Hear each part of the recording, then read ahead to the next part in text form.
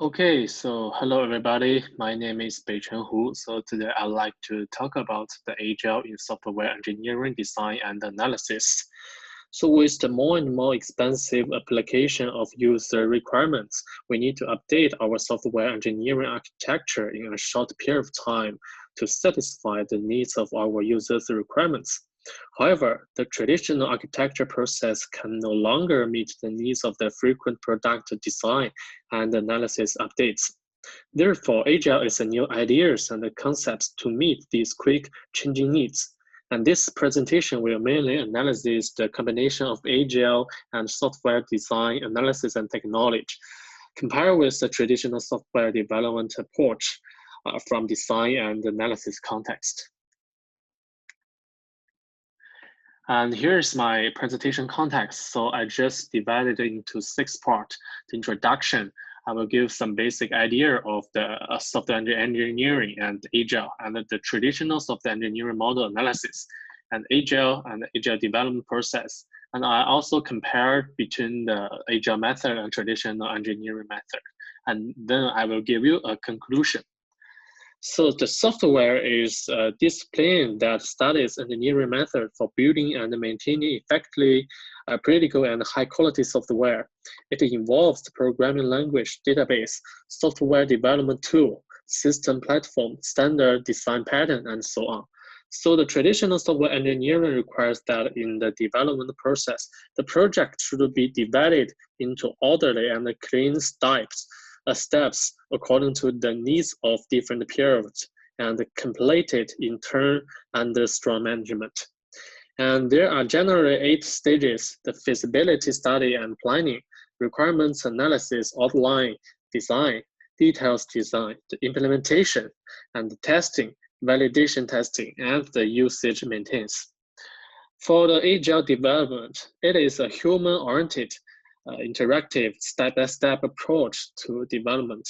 So in Agile development, the construction of the software product is divided into the sub-projects, and the result of each sub-projects are tested, integrated, and orientational. So the software engineering process model is a kind of the strategy designed and refined by software engineers in specific practical engineering activities, which can cover the basic stage of the software process and determine the design method, process, and tool.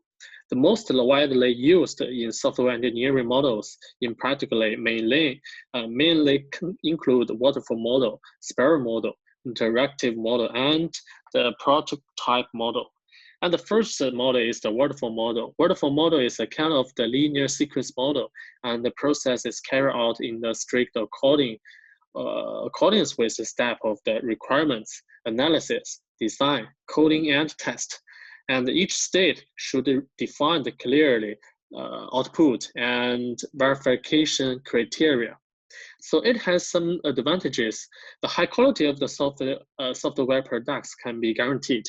The detectives can be found and solved in advance to ensure that the software system can have as a whole structure, so as to ensure that the system has a good maintainability and expansibility. It also has some disadvantages. So the waterfall model has no feedback loop. So it is difficult to perfect and meet user requirements. Once the requirements change and the latter increase, the waterfall model is hard to change or satisfy the user requirements immediately. And the second model is the spiral model. For spiral model, each iteration of the spiral model contains only one or more phases of the waterfall model. So it has also some advantages. So the spiral model follows the waterfall model, and as the cost of the project increased and the risk will be decreased. It is conducive to the reuse of the existing software and makes software quality as an important goal of the software development. And its disadvantages is the risk assessment is difficult. The third model is the interactive model. The interactive model refers to dividing the interactive development into the several times when a large-scale project task is carried out. The first iteration completes the basic business of each stage of the projects, but it does not contain more complex business and logic thinking. But through the second interactions, the relevant logic and the business are gradually supplemented and refined. And its advantage is the interactive model can get early feedback from user and is constantly tested and integrated. It is a short-term project milestone. And the disadvantage is that the iteration cycle and the context of each iteration is difficult to plan, so making high demands on the project architect. And the last model is the protocol-type model. The protocol-type model can quickly implement a preliminary model of a functional system, which is suitable for systems with structure but unclear requirements. And its advantage is that it's good heuristic method that can quickly exploit the user's needs and reach an agreement with the user. Avoiding finding that the requirements are not what the customer is satisfied when the product is delivered.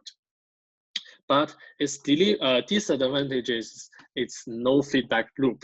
So the prototype model are generally not used in isolation, but it's often used in conjunctions with waterfall model and interactive model. And the next topic is the Agile development. Agile is not only a tool to edit code or create structure of the program, but also is the kind of the modern thinking when engineers decide to design the software. In other words, it is a group of method and related idea which allows the team thinking more effectively, work more efficiently, and plan better. In the traditional model of the structure, we mostly use a waterfall model, which is more redundant and stubborn. It cannot be adapted to the model society.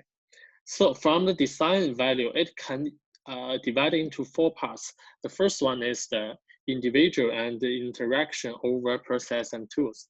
It means that all of the team members should know the way they work together. They also need to know what will happen for other members by their works. And the second one is the working software over comprehensive documents. For Agile, the software which can work effectively bring more values for company. This software can be product for market. It can also be a tool to improve the efficiency. And the document must be written, but we don't need to record all of the information in the document because more details will consume more time and cost. And third one is the customer's collaborations with contract negotiation. Although the contract negotiation reduce some risk and conflicts between engineers and the customers, it cannot achieve common goals for what they want to pay for users. And the last one is the responding to change over following a plan. For modern times, changing become more and more general, so software cannot be afraid of the change, but should be embrace the change. And the next is the principle of the Agile. So Agile also has 12 principles, but I don't want to talk all of the 12 principles at here. And if you are interested in that, you can check that in the PowerPoint or in my paper. So the idea of the object orientation is to define a system as a group of the interacting object, which is a difficult form of thinking. And the Agile gets 4 different development process comparing with the traditional software engineering. So the first one is the extreme programming. Extreme programming is a set of the values, principles, and activities required to rapidly develop high-quality software that can be developed quickly and deliver the highest benefit to the customer. Also, it is lightweight, efficient, low risk, flexible, predictable, and scientific and fun way to develop the software.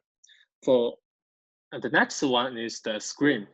For Scrum, the incremental process for the product development or work management that breaks projects into a short iterations. So Scrum is also a way to manage, improve, and maintain existing system which product release in parallel. It focuses on the project's the customer needs, time pressures, competition, quality, release, and even the resource. And the next one is the RUP. RUP is the rational unified process, and it breaks the project into the multiple development cycles and each development cycle into multiple phases, such as the inception, elaboration, construction, and transmission. So each phases consists of successful development iterations, and each of the iterations produce executable outputs. Also, RUP identifies a set of the workflows in software development, like the business modeling, the requirements, analysis, design, implementation, testing, deployment, configurations, and change management, project management, and the environment management. All the workflows are involved at each state. And the last one is the critical.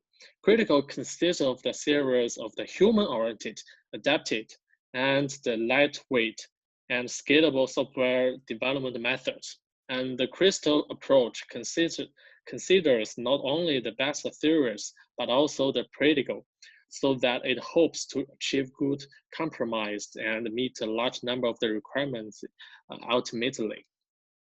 So for the agile development, it emphasizes on the adaptability, and it is adapted in the context of the project adapting its software frequently to meet the changing requirement of the customers.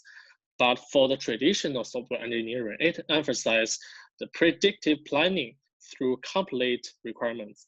Everything else in software development depends on the requirements. So we can see there are some difference between the agile and the traditional development method. And next, I will talk about the comparison between agile and the traditional engineering method. The first is a difference in development process. The traditional engineering approach emphasizes the detailed understanding of the customer needs, followed by the analysis of the requirements and the formulation of detailed development plan, known as the scheduling program. But that was for the comprehensively complexity and reusability.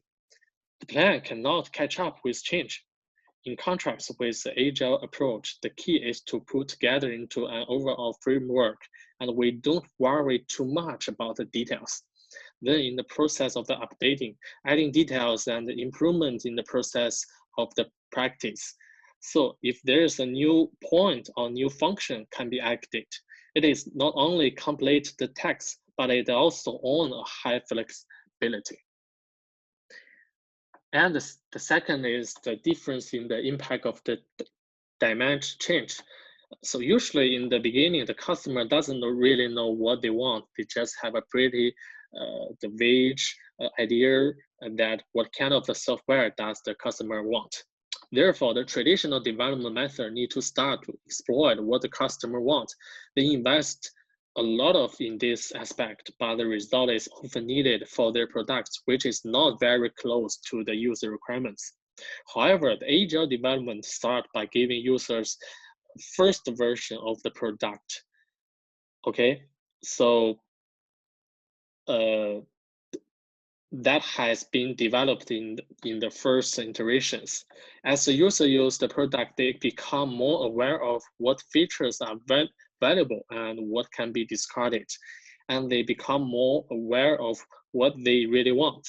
At the same time, the developer has a better idea of what the user wants and what should focus on in next iterations. So that is a win-win process. And the third one is the difference in user requirements. The traditional engineering method takes a large proportion in the whole development time in designing process. Once the plan is complete, it will be put into practice quickly, which generally takes up less proportion than design process. If you design well, it can be developed very quickly because you just follow by the plan. However, because it is developed according to the initial demands analysis, the development process has some shortcomings when the developer is lack of continual communication with users or the customers. But for the Agile, it is an adaptive process.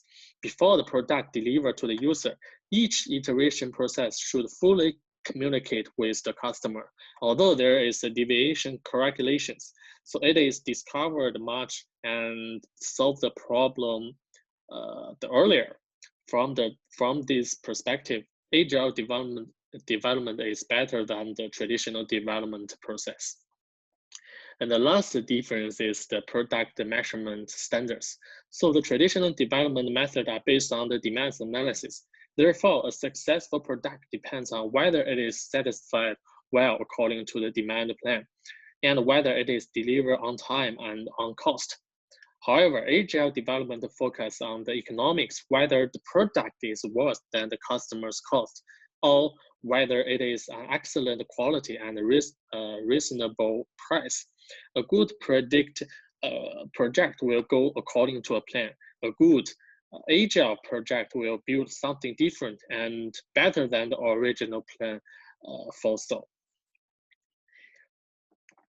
So we can see a conclusion from the above analysis. It can be concluded that people should decide to adopt the agile development according to the project scales in the actual system project applications. But for the agile development, it has some advantages in the design and analysis. The first is short planning time, and the second is the flexibility, and the last is the high accuracy and efficiency by using the different agile method like the Scrum or the external programming. However, for the system project, like the software and the hardware combined, the software engineering theory should be adapted for macro analysis, such as a waterfall model plus iteration and risk control for planning. In the practical implementation stage, the agile development concepts can be introduced to realize the lightweight management delivery. For pure software projects, scheduled decomposition can be carried out directly, and the development process in agile development can be selected according to the software scale, so as to carry out the differentiated development according to the actual situation. And thank you.